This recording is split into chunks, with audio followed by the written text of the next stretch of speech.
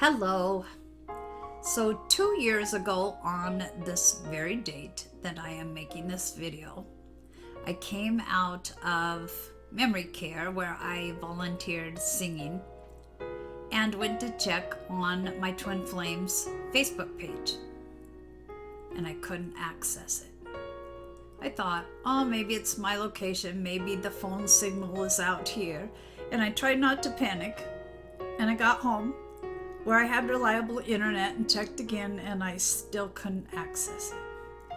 Of course, I tried a few more times, starting to panic, and then I realized that I had been blocked. It happened to be right before a very important thing going on in his life, and I was not able to get any kind of updates about that very important thing.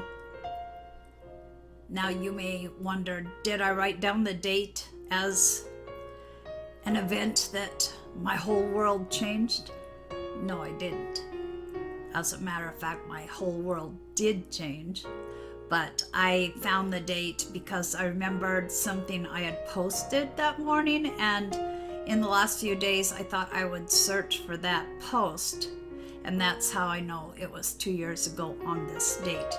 I didn't write it down. I had no idea that 2 years later I would still be in separation and making a video about it. Did my whole world change? Yes, it did.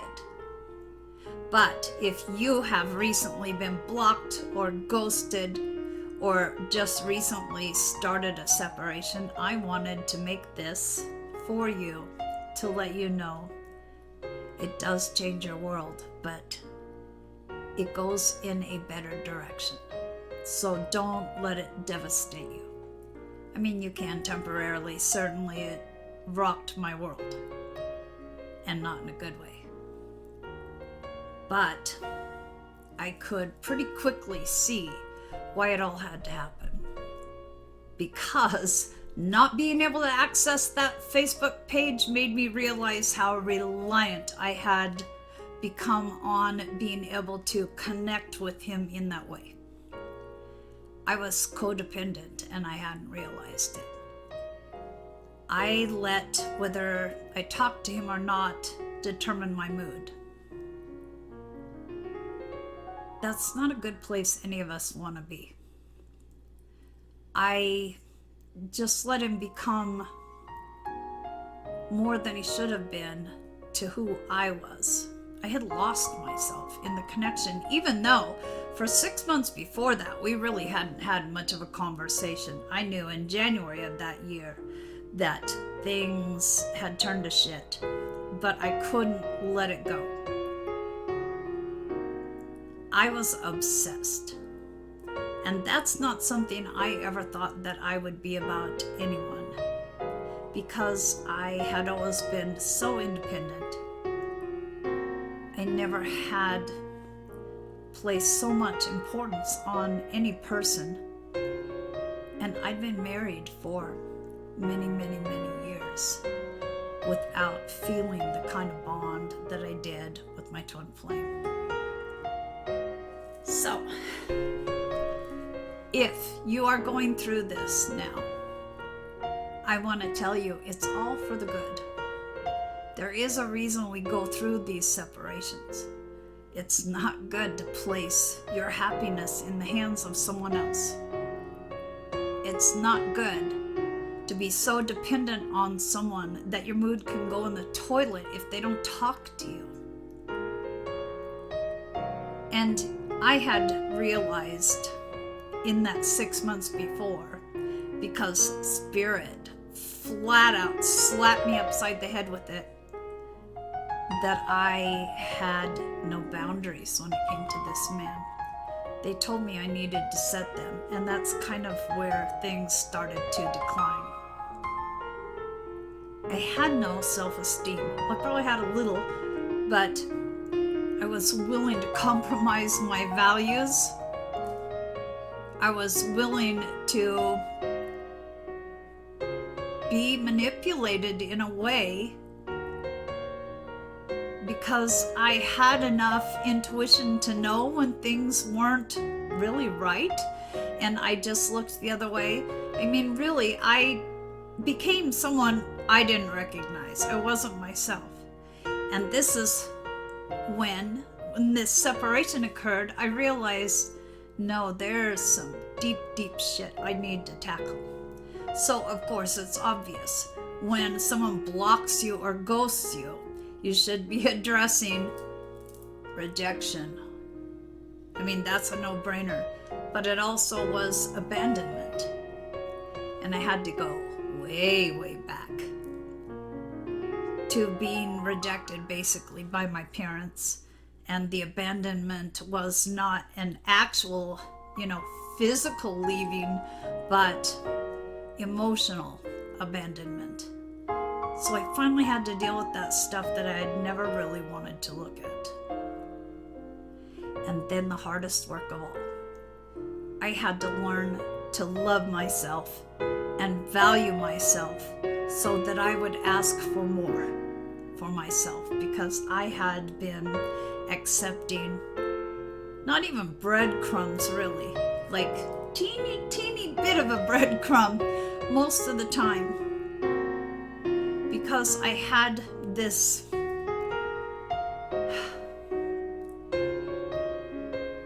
I don't even know how to describe it, but if you're a twin flame, you get it. There's just this pull to this person that you can't really define. And someone that isn't a twin flame would never understand it. But all of this is to make us heal what we've been ignoring. So I had to really work on seeing my own value. And it's not easy when you have seen yourself as substandard and only deserving the bar set here instead of here. It's just not easy, but it is doable. Because I sit before you now, knowing my value finally, and loving myself enough to ask for more than I asked for before. Until I did that, looking back, I didn't realize that never from any of my relationships had I gotten anything close to an equal contribution.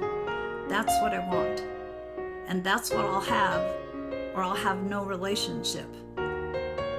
So it is doable. Don't look at the separation as punishment, because it'll bring you into union with yourself. Yes, we have this person that represents that other part of our soul, but we're supposed to come into union with ourselves, a balancing of the masculine and the feminine, a balance between giving and receiving. And that was always the tricky part for me. I was really good at giving, but I didn't know how to receive, because I always picked partners that didn't give me anything to receive. So, I know I've said so a million times, but I'm doing the best I can here. It is all worth it, and there is a purpose for this. It doesn't mean you quit longing for your person, but there does come a point where you realize, hey, unconditional love, if I'm not the choice, it's okay. I'll be okay. And it doesn't mean that you say, I'll just hook up with someone else to take their place. It means you're okay, even with no one else there to fill the void, if you want to look at it that way. I'm finally at the place where I realize, yeah, my life would be enriched by my twin flame, but I'm not going to perish and die if that never happens. That allows for interdependence rather than codependence. And it allows for me asking for what I need, which is something I hadn't been able to do before. It doesn't mean we become pushy bitches or mean bastards and saying, this is my list and you have to meet everything on it. No, there's always going to be compromise and give and take, and we can't meet anyone's every need any more than they can meet our every need. But I guess I would say I am proud to be where I am. I'm glad I did the work, and there have been times during the past 2 years it has been excruciating for me to not be in any kind of connection with my twin. And I still do long for him. I still do look forward to coming together with him into union. But I want it to be when we're both in a healthy place. And I still, of course, need to learn how to receive. But to learn how to receive, I have to have someone that's willing to give. Same goes for you. So, there's the 6th so. I don't know, do I always say so much? I'm not sure. Anyway, a couple days ago, I decided that I was going to make a video for my twin flame and put it on my channel because we haven't been in contact. Telling him I love him. And I'm going to include that at the end here. I don't know if he saw it when I posted it privately because there were some snafus. And I'll tell you why I'm doing it publicly. Because I'm not ashamed. There is a huge age difference between us. And I know his people are not going to be thrilled or are already not thrilled if they have been filled in on it. But I'm not ashamed. Yeah, I may be old as mud, but it doesn't mean I can't love fully, and it doesn't mean I don't deserve to love fully.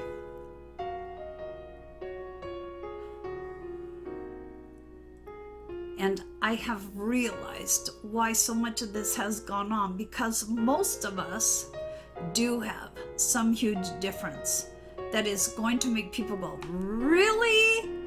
That's an odd couple for sure. How can that young man love an old woman like that? Or how can that Catholic person love someone that,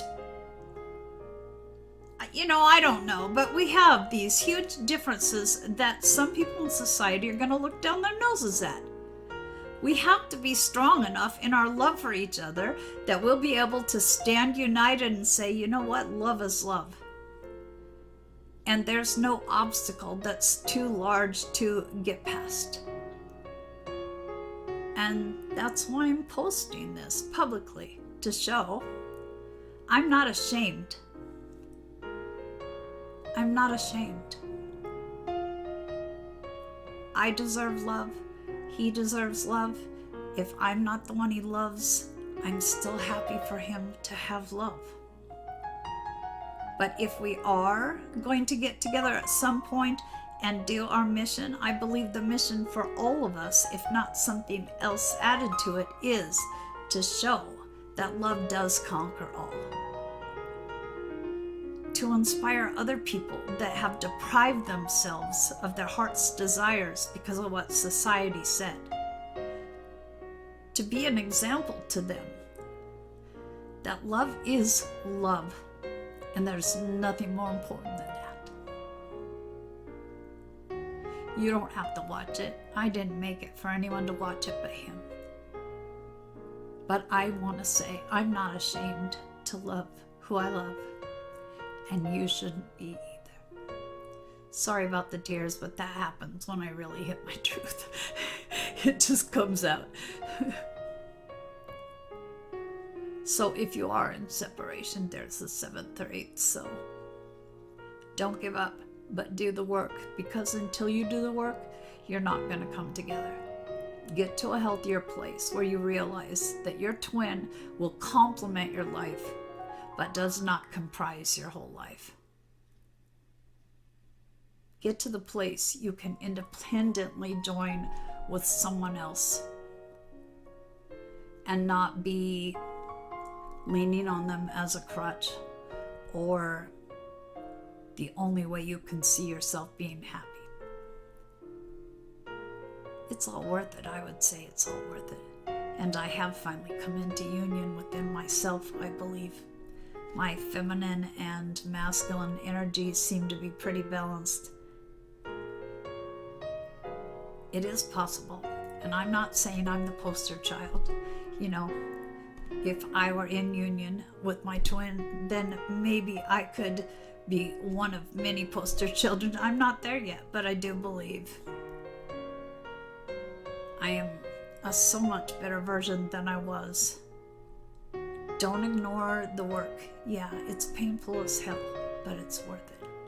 When you love yourself and you can see your value and you won't accept breadcrumbs anymore. All right, so you don't have to go any further. I'm going to add that other video on the end here. Bye.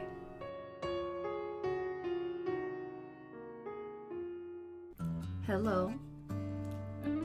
I purposely dyed my hair a normal color before I filmed this. The mousy version, I guess you could say, of me, because I wanted to not have Samson courage with my hair. And courage is what it's gonna take.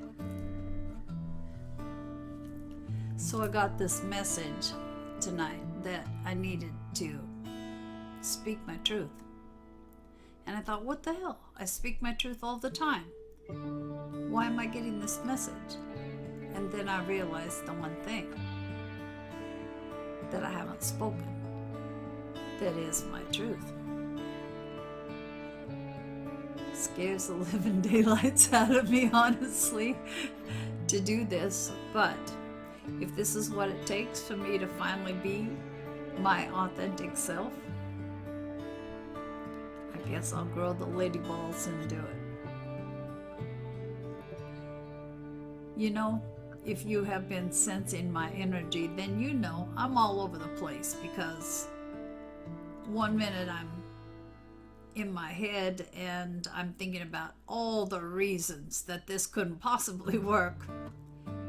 And then I'll smoke some good weed and get in that sweet spot, and I know it will.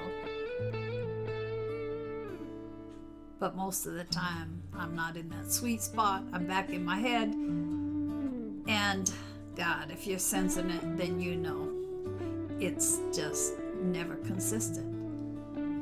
But I've been working really hard lately on my heart consciousness and trying to only act on what my heart tells me is right. And so I'm not all over the place anymore on this. And what I want to tell you, and please don't think that I'm telling you this because I want you to feel obligated to say it in return or to feel it in return, is that I love you. I know I say that like it's surprising, but I mean, under these circumstances, it is surprising, except that when I go in my heart, it's not surprising at all. I love you. The you that you haven't even shown me, really.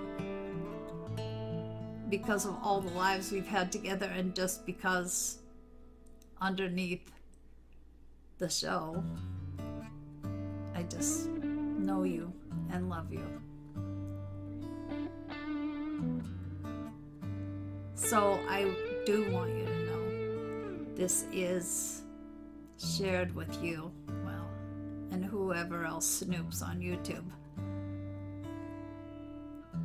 so that you know, and it's not with any expectation that you do anything because of it. I mean, really, this unconditional love stuff is new to me, but honestly, although I know in my heart where I want it to go, whatever you decide to act on or not act on, I'm still gonna love you. That's just the way it is. So now I've spoken my big secret. And I don't want you to think that I would ever tear you a new one. I want you to know I have forgiven you for anything that's happened. I have forgiven myself. And so, here I am without words. It's like that's just a no-brainer for this unconditional love stuff. And again, it's new. So, I might fuck it up on occasion, but I'm trying really hard to get it right. And that's all. Whatever you decide to do, it's okay. I'm still gonna love you. If you still have healing to do and you don't want to do it with me, I get it. If you do want to do it with me, have us heal the last bits together, that's good too. I guess now I've done it. I've spoken my truth.